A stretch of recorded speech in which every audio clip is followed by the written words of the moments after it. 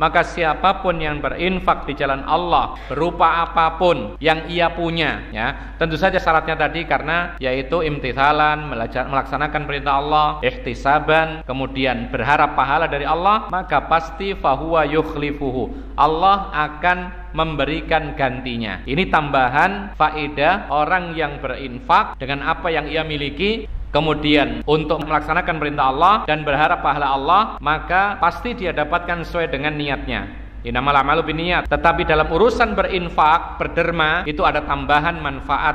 Apa itu?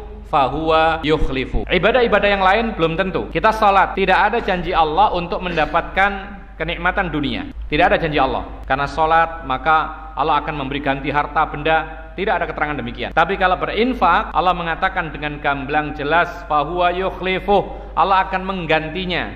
Apa yang kita keluarkan di jalan Allah pasti diganti oleh Allah. Dan ini adalah janji Allah. Dan Allah tidak memberikan penjelasan mengganti ini di mana. Maka di sini ada sebuah kaidah, hadzful muta'allaq yufidul umum. Ketika ada tidak disebutkan apa keterkaitannya, Allah memberi ganti. Ganti apa tidak disebutkan, di mana tidak disebutkan, maka ini memberikan manfaat hukum umum. Jadi Allah akan mengganti, diganti dengan apa? Tidak dijelaskan. Mungkin bisa harta, bisa. Mungkin bisa benda, bisa. Bahkan digantikan oleh Allah dengan berbagai macam rezeki yang tidak disangka-sangka. Ini konsekuensi perkataan kita mengatakan umumnya ganti dari Allah. Kemudian di mana gantinya Allah ini? Ketika kita berinfak di jalan Allah, lalu Allah menjanjikan ada gantinya oleh Allah Subhanahu wa taala. Di mana? Di dunia atau akhirat? Semuanya umum. Kenapa demikian? Karena Allah tidak menjelaskan dunia atau akhirat, maka kaidah kita hadzful muta'allaq yufidul umum.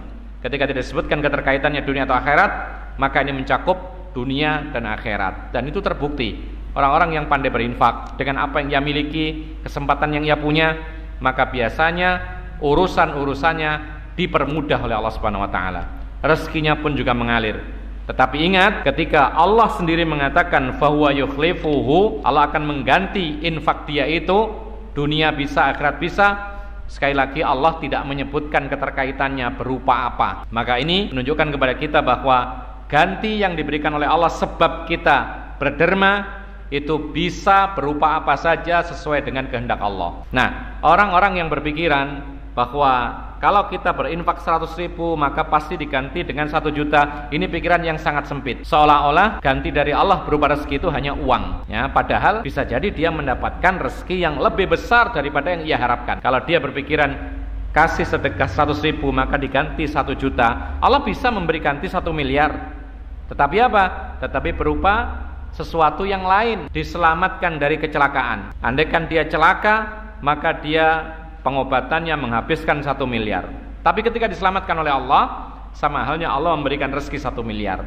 Bahkan kadang-kadang seorang yang berderma, lalu dia mengharapkan dilancarkan rezekinya, pekerjaannya lancar, tapi Allah tetap saja menjadikan rezekinya sulit. Tapi Allah Subhanahu wa taala melimpahkan rezeki, doanya terkabul ketika dia berdoa, Rabbana hablana min azwajina wa dzurriyyatina qurrata a'yun. Ini rezeki. Jadi sebab dia infak lalu berdoa kepada Allah, dimudahkan apa yang ia inginkan. Dia mendapatkan istri dan anak-anak yang bisa disebut oleh Allah Subhanahu wa taala qurratu ayun, yaitu orang-orang yang menjadikan penyejuk mata bagi mereka. Istrinya taat kepada Allah dan taat kepada dirinya, dan anak-anaknya menjadi anak yang saleh dan salihah. Betapa banyak orang-orang yang banyak harta benda, rumah mewah, tapi belum dikaruniai oleh Allah anak yang saleh dan salihah. Sebaliknya, ada orang-orang yang tidak punya harta benda, tapi anak-anaknya Masya Allah menjadi saleh dan salihah. Maka alangkah beruntungnya apabila seorang itu memiliki anak-anak yang saleh salihah,